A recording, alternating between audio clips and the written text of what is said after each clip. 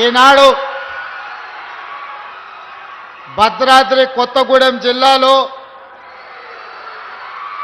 Doctor Manmohan Singh earth sciences university ప్రారంభోత్సవ కార్యక్రమాన్ని ఏర్పాటు చేసి నాతో పాటు ఈ కార్యక్రమానికి ముఖ్య అతిథులుగా మిత్రులు ఉప ముఖ్యమంత్రి వర్యులు బట్టి విక్రమార్క గారిని, జిల్లా ఇన్ఛార్జి మంత్రివర్యులు వాకిటి శ్రీహరి గారిని, అదేవిధంగా రెవెన్యూ శాఖ మంత్రివర్యులు మిత్రులు పొంగులేటి శ్రీనివాసరెడ్డి గారిని ఈ కార్యక్రమాన్ని పూర్తిగా బాధ్యత తీసుకొని అద్భుతంగా ఈ కార్యక్రమాన్ని ఏర్పాటు చేసిన మిత్రులు పెద్దలు సహచర మంత్రివర్గ సభ్యులు తుమ్మల నాగేశ్వరరావు గారు, అదేవిధంగా పార్లమెంట్ సభ్యులు, శాసనసభ్యులు, శాసన మండలి సభ్యులు, వివిధ కార్పొరేషన్ల చైర్మన్లు, ప్రభుత్వ అధికారులు,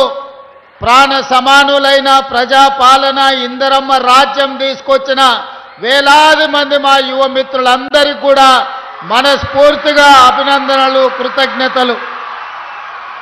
మిత్రులారా, ఖమ్మం జిల్లా కాంగ్రెస్ పార్టీకి కంచుకోట.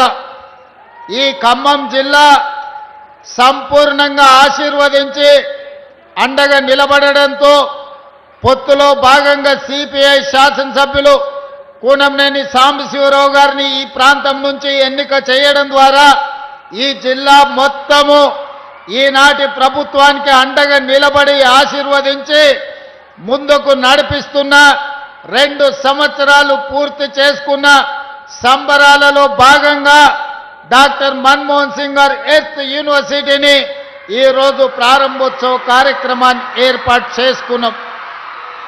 ఈనాడు తెలంగాణ సమాజానికి ఒక అంశాన్ని గుర్తు చేయవలసిన బాధ్యత నా మీద ఉన్నది. ఆనాడు ఈ ప్రాంతం కొత్తగూడెం థర్మల్ పవర్ స్టేషన్ కోసము వందలాది ఎకరాల భూముల్ని ఈ ప్రాంత రైతులు ఇస్తే ఆనాడు అందులో సిబ్బందిని ఈ ప్రాంతం వాళ్ళని కాకుండా ఇతర ప్రాంతాల వారికి అవకాశం ఇస్తే మొట్టమొదటి తెలంగాణ ఉద్యమానికి పునాదులు పడ్డది పాల్వంచ ప్రాంతంలో అని చెప్పి ఈనాడు మనం గుర్తు చేసుకోవాలి. ఈరోజు తెలంగాణ రాష్ట్ర సాధనకు స్ఫూర్తినిచ్చి 60 సంవత్సరాలు తెలంగాణ ఉద్యమం నడవడానికి కారణమైన ఈ పాల్వంచ ప్రాంతం, కొత్తగూడెం ప్రాంతం ఈనాడు తెలంగాణ రాష్ట్ర సాధన 60 సంవత్సరాల కలను ఆకాంక్షని నెరవేర్చిన ఆనాటి ప్రధానమంత్రి డాక్టర్ మన్మోహన్ సింగ్ గారి పేరును ఈ పాల్వంచ ప్రాంతం, కొత్తగూడెం ప్రాంతానికి పెట్టుకోవడం అంటే 60 సంవత్సరాల తెలంగాణ ప్రజల యొక్క ఆకాంక్ష నెరవేర్చిన డాక్టర్ మన్మోహన్ సింగ్ గారి పేరును ఈ యూనివర్సిటీకి పెట్టుకోవడం ఒక గొప్ప అవకాశం. మొట్టమొదట 69లో తెలంగాణ ఉద్యమానికి పునాది రాయబడ్డది ఇక్కడనే. 2004 నుంచి 2014 వరకు సంక్షోభంలో ఉన్న కేంద్ర ప్రభుత్వాన్ని బాధ్యత చేపట్టి సంక్షోభం నుంచి సంక్షేమం వైపు, అభివృద్ధి నుంచి ఆకాశమంత ఎత్తుకు ఎదగడానికి ప్రధానమంత్రిగా డాక్టర్ మన్మోహన్ సింగ్ గారు బాధ్యత చేపట్టిండ్రు. వారు ప్రధానమంత్రిగా ఉన్నప్పుడే తెలంగాణ రాష్ట్ర ఏర్పాటు ప్రక్రియను పూర్తి చేసి ఈరోజు తెలంగాణ ప్రజల చిరకాల వాంఛను వారు నెరవేర్చారు.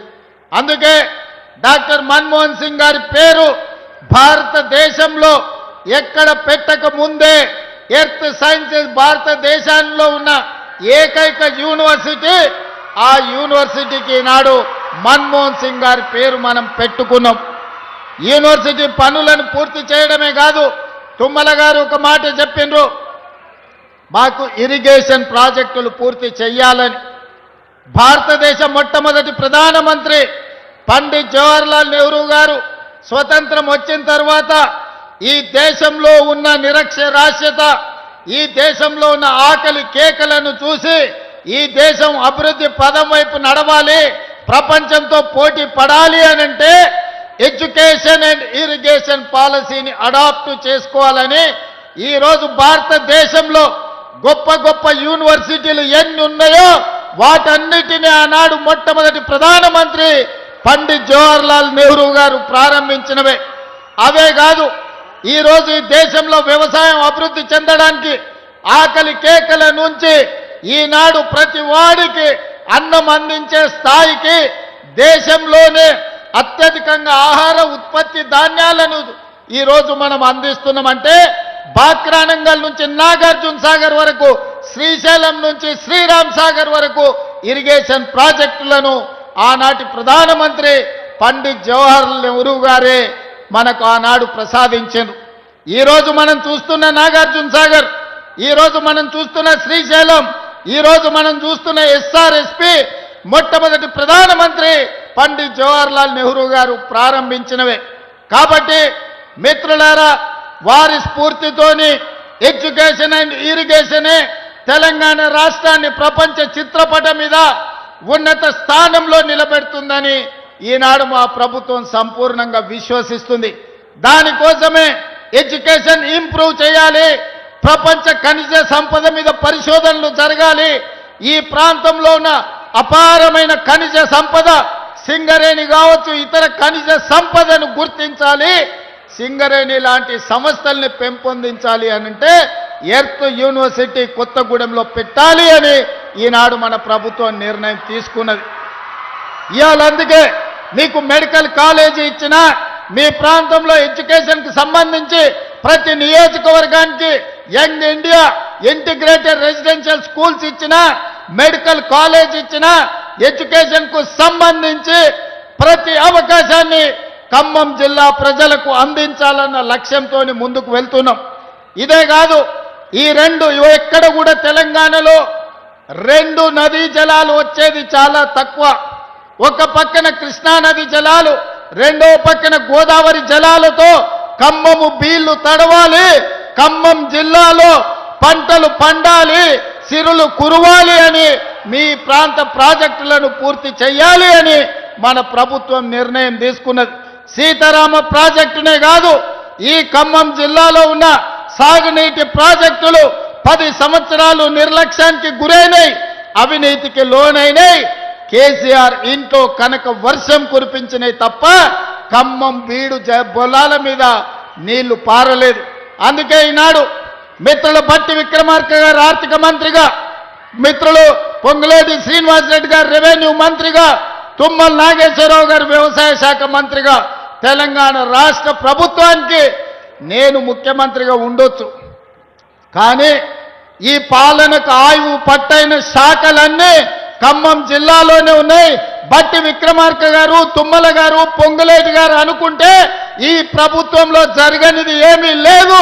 ఖమ్మకు జిల్లాకు ఏమి కావాలనో మీరు అడిగిందే తడువుగా మీ నిధులు అనుమతులు మంజూరు చేసే బాధ్యత నాది.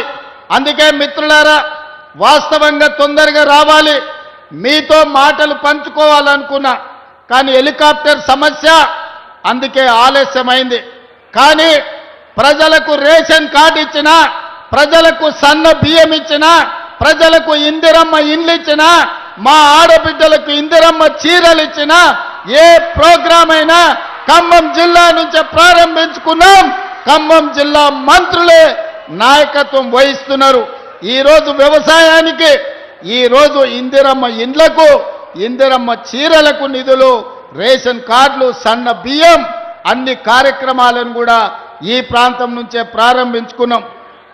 భద్రాద్రి రాముల వారి సాక్షిగా ఖమ్మం జిల్లాను అన్ని జిల్లాలతో పాటు అభివృద్ధి పదం వైపు నడిపించే బాధ్యత నాది, నా మంత్రివర్గ సహచరులది. మీరందరూ ఏ విధంగా అయితే అండగా ఉండి ఆశీర్వదించినరో, 2 సంవత్సరాల క్రితం మీరు ఆశీర్వదించి ఓటేస్తే ఆ ఓటే ఆయుధంగా మారి ప్రజా పాలనను అందించి ఈరోజు ప్రజలకు మంచి పరిపాలనను అందించడం. మంచి ప్రభుత్వం ఉంటే ప్రజలకు ఇందిరమ్మ ఇండ్లు వస్తాయి, ప్రజలకు సన్న బియ్యం వస్తాయి, ప్రజలకు ఉచిత కరెంటు వస్తుంది, ప్రజలకు రేషన్ కార్డులు వస్తాయి. మరి ప్రభుత్వం ఉన్నా సర్పంచులు మంచోళ్ళు ఉండాలి. మంచోడు సర్పంచ్ లేకపోతే మంత్రులతో కలిసి పనిచేసేటోడు మీ ఊర్లో లేకపోతే ఆపుకో ఫుల్లుకో మందుకో ఓటేస్తే గ్రామాలు దెబ్బతింటాయి. అందుకే ఇక్కడికొచ్చిన మిత్రులకు రాజకీయ కక్షలు మానండి, 10 సంవత్సరాలు అండగా నిలబడండి. తెలంగాణ రాష్ట్రాన్ని దేశంలోనే నెంబర్ 1 స్థానంలో నిలబెడదాం. రాబోయే సర్పంచ్ ఎన్నికల్లో తుమ్మల గారితో, భట్టి గారితో, పొంగులేటి గారితో కలిసి రాష్ట్రాన్ని అభివృద్ధి చేసి గ్రామాలను అభివృద్ధి పదం వైపు నడిపించే వాళ్ళను సర్పంచులుగా ఎన్నుకోవాల్సిందిగా మళ్ళీ వస్తా. పూర్తి స్థాయిలో చర్చించుకుందాం. మిమ్మల్ని అందరినీ కలుస్తా. సమయాభావం వల్ల మా వాళ్ళు చిట్టీలు ఇస్తున్నారు. హెలికాప్టరు అర్జెంటుగా ఎగరాలి, ఢిల్లీకి వెళ్ళాలి. ఢిల్లీలో రాహుల్ గాంధీ, మల్లికార్జున్ ఖర్గే, ప్రధానమంత్రి నరేంద్ర మోడీ గారిని తెలంగాణ విజయోత్సవాల గురించి, తెలంగాణ సంబరాలు 8, 9 తారీఖు నాడు తెలంగాణ రైజింగ్ గ్లోబల్ సమ్మిట్ గురించి ఆహ్వాన పత్రికలు ఇచ్చి రాష్ట్రానికి సంబంధించిన అనుమతులు అడగడానికి ఢిల్లీ ప్రయాణం చేస్తున్నాం. కాబట్టి మిత్రులారా, మన్నించి సెలవు ఇవ్వాల్సిందిగా మళ్ళొక్కసారి మీ దగ్గరికి వస్తా. ఖమ్మం జిల్లాను చూసినప్పుడు నా గుండెల్లో సంతోషం ఉంటుంది. ఎన్నిసార్లు వచ్చినా అదే ఉత్సాహంతో, అదే ఊపుతోని మీరు అండగా నిలబడుతున్నారు. మీ ఉత్సాహాన్ని ఊపిరిగా తీసుకొని తెలంగాణ రాష్ట్రాన్ని అగ్రభాగాన నిలబెడతా అని తెలియజేస్తూ మీ అందరి దగ్గర సెలవు తీసుకుంటున్నా. ధన్యవాదాలు మిత్రులారా.